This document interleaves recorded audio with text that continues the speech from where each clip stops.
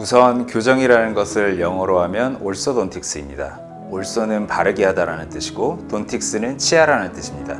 즉 교정이라는 것은 치아를 바르게 하는 진료입니다. 배열을 가지런히 하고 교합과 중심선을 맞추고 나아가 얼굴 라인을 개개인에 맞는 심미적인 라인으로 변화를 주는 것입니다.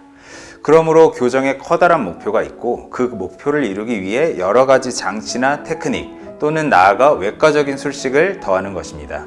생각하시는 것처럼 순축교정이나 설치교정, 수술교정, 부분교정, 투명교정 등이나 클리피쉬 교정, 데이몬 교정 또는 심미교정, 주걱턱 교정 등이 각각의 전문 분야나 수련 과정이 있는 것이 아니라 장치를 어디에 붙이는지, 어떤 장치를 이용하는지, 어떤 수술을 병행하는지에 따른 명칭일 뿐입니다.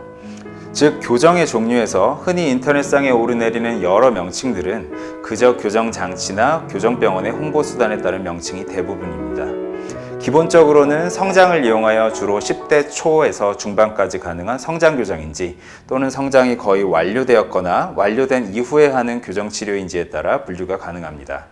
그리고 흔히 교정장치로 하시는 브라켓을 사용할 것인지 또는 브라켓을 사용하지 않을 것인지, 그리고 브라켓 이외의 장치, 예를 들면 탈착식의 투명 교정 장치 등을 사용할 것인지, 그리고 만일 브라켓을 이용한다면 밖으로 붙일 것인지 안으로 붙일 것인지에 의해 종류가 나눠지고, 심한 골격적 또는 치성 부정 교합을 해결하기 위해 외과적인 수술을 병행할 것인지 아닌지에 의해서 나눠진다고도 보시면 좋을 것 같습니다. 모든 치료에는 부작용의 가능성이 없을 수 없습니다. 예를 들어 흔히 겨울철 감기에 걸려 약을 먹거나 주사를 맞는 데에도 요즘은 약 봉지에 약의 종류와 효과 그리고 부작용이 명시되어 있습니다. 교정치료도 부작용의 가능성이 있는데 교정치료는 평균 약 2년 정도의 기간을 통해 이루어지는 것이기 때문에 이 부작용이 크게 두 가지 특징을 보입니다. 첫 번째는 흔히 교정치료를 받을 때 가장 걱정하시는 충치나 잇몸이 내려가는 문제, 치아 뿌리가 짧아지는 문제입니다. 흔히 입안에 장치가 붙어 있기 때문에 교정 전보다 좀 더 구강 관리에 노력을 기울여야 합니다. 그래서 저희 교정치과에서도 칫솔 세트를 드리면서 양치질 방법까지 상세히 교육시켜 드리고 치료 중간중간 재교육과 불소도포 등 충치 예방을 위해 많은 노력을 기울이고 있습니다. 그러나 같은 가족에서도 누구는 충치가 잘 생겨 치료를 많이 받고 누구는 그렇지 않은 것처럼 개개인의 구강 관리에 더해 개인의 치아 특성, 구강 내 타액의 특성에 의해서도 충치나 탈회 발생 여부가 좌우됩니다. 또한 잇몸이 내려가는 증상도 역시 구강 내 염증이 어떻게 관리되고 있으며 개개인의 구강관리법과 잇몸의 특성에 의해 좌우됩니다. 치아 뿌리가 짧아지는 문제 역시 교정력이 너무 크게 가해지거나 장기간 가해지는 경우 뿌리 흡수가 크게 나타날 수 있다고 되어 있습니다. 하지만 최근 연구에 따르면 개인의 유전적 특징이나 기저질환, 치아 뿌리의 모양에 따라 교정 초기나 또는 교정을 하지 않았더라도 치아 뿌리가 짧아지는 증상이 나타난다고 합니다. 즉 교정치료뿐만 아니라 환자 요소에 의해서도 같은 교정치료를 받아도 나타날 수 있는 부작용의 양상이 다를 수 있다는 것입니다. 두 번째는 교정치료 자체에 의해 나타날 수 있는 부작용, 교합이 깊어지거나 뜨는 경우, 옥리가 되거나 입이 너무 들어가 합죽해지는 경우 등이 월 진료 후 다음번에 바로 나타나지 않는다는 것입니다. 즉 문제점이 바로 보이지 않으니 치료는 그대로 진행이 되고 몇 달의 시간이 지나고 나서야 문제가 있다는 것을 알게 됩니다. 이 상태에서라도 문제를 캐치하여 시간이 좀 더 걸려도 고치면 다행인데 교정을 전문으로 하지 않거나 교정에 대해 잘 알지 못하는 곳에서 치료를 받는 경우 문제가 생겼다는 것조차 인지하지 못하고 교정이 마무리되지 않아 치료 기간이 계속 길어지거나 또는 지쳐서 그냥 교정을 끝낸다고 해도 정상적인 교합이나 적절한 친밀성을 얻지 못한 채 교정이 끝나는 경우도 있습니다. 이런 경우 평생 부적절한 교합이나 친밀성을 가지고 살아가거나 또는 재교정을 선택하는 경우가 많습니다.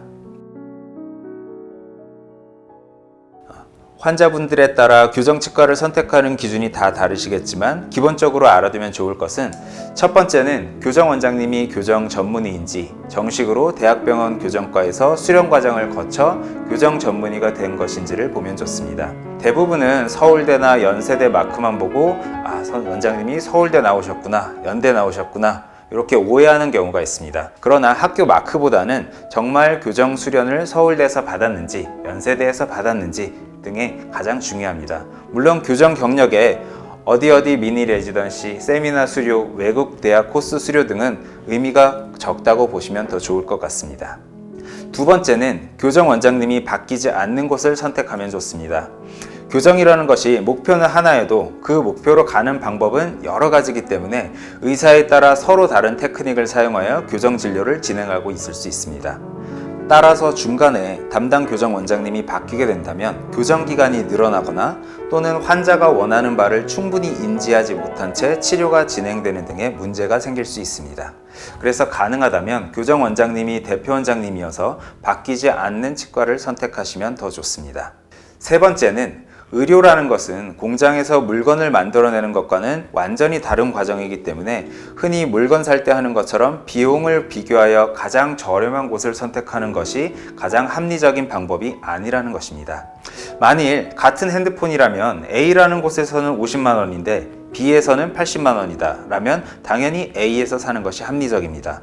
적은 비용으로 정확히 동일한 물건을 구매하는 것이기 때문입니다. 그러나 교정치료는 동일한 물건을 구매하는 행위와는 완전히 다르며 사람에 대한 의료 행위는 지속적인 체크업을 통해 부작용을 줄이고 치료 목표를 달성하는 과정이 중요합니다. 그리고 진료 행위를 하는 의사의 실력, 숙련도, 환자의 협조도 등이 합쳐져 교정치료의 결과를 만들어냅니다. 물론 비용이 높다고 다 잘하는 병원은 아닙니다. 환자분들의 개인적 상황도 고려해야 하기 때문에 교정 비용 역시 교정병원 결정의 중요한 요소 중 하나입니다. 그러나 비용 하나만 고려한 병원 선택은 항상 틀릴 가능성이 높을 수밖에 없습니다. 마지막으로 교정 원장님과 환자분 간에 서로 소통이 잘 이루어지는지가 매우 중요합니다. 교정 치료에서 달성하는 목표 중 하나인 신미성에서 원장님이 생각하는 신미와 환자가 생각하는 신미에 차이가 있을 수 있습니다. 또는 미세한 교합 차이에서도 환자는 불편감을 느낄 수 있습니다. 이런 점을 고려하여 환자와 충분한 소통과 상담을 통해 치료 중간중간 체크가 이루어지고 의사와 환자가 모두 만족할 만한 교정치료 결과가 도출될 수 있는지가 중요합니다. 교정 전문 치과를 선택할 때 이와 같은 사항을 알고 본인과 잘 맞는 병원에서 치료를 받는다면 좋은 교정 치료가 이루어질 것이라고 생각합니다. Beyond the Teeth, Design the Face. 저희 로미오 치과 교정과 치과의원의 모토입니다.